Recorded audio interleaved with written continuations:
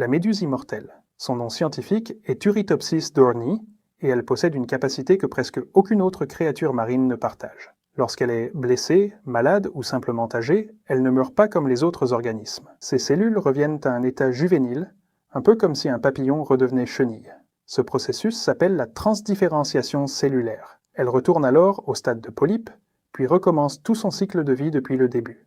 Découverte dans les années 1990 en Méditerranée, cette petite méduse mesure à peine quelques millimètres, mais elle a bouleversé la compréhension scientifique du vieillissement biologique. Le requin du Groenland. Il vit dans les eaux glaciales de l'Atlantique Nord, à des profondeurs où la lumière du soleil n'atteint presque jamais. Sa croissance est d'une lenteur extrême, à peine 1 cm par an, ce qui explique en partie pourquoi il peut vivre aussi longtemps. Les analyses effectuées sur le cristallin de son œil ont révélé un âge estimé à plus de 4 siècles pour certains individus. Cela en fait le vertébré le plus longévif connu à ce jour. Son métabolisme, ralenti par le froid extrême de son environnement, joue un rôle essentiel dans cette longévité hors norme.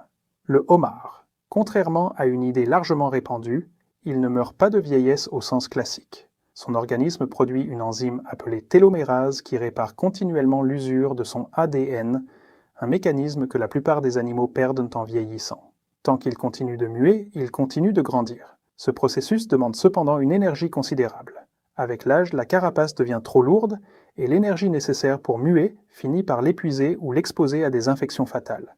Il a donc une limite biologique, mais liée à l'effort de la mue plutôt qu'au vieillissement cellulaire. L'hydre, ce minuscule organisme d'eau douce, ne possède presque pas de cellules qui vieillissent au sens biologique. Son corps se renouvelle en permanence grâce à des cellules souches, actives tout au long de sa vie. Lorsqu'une partie de son corps est endommagée, elle peut la régénérer entièrement, et dans certains cas, un individu coupé en plusieurs morceaux peut donner naissance à plusieurs hydres distinctes. Des études en laboratoire ont suivi certains spécimens pendant des années, sans détecter de signes de déclin liés à l'âge.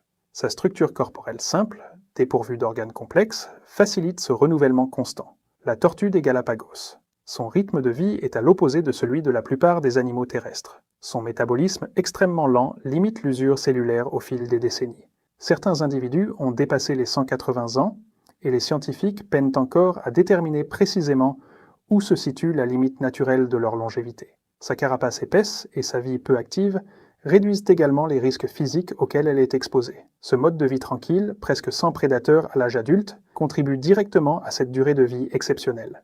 La planaire. Ce petit ver plat d'eau douce pousse la régénération à un niveau que peu d'espèces atteignent. Coupé en plusieurs morceaux, chaque fragment peut reformer un individu complet, tête et cerveau compris.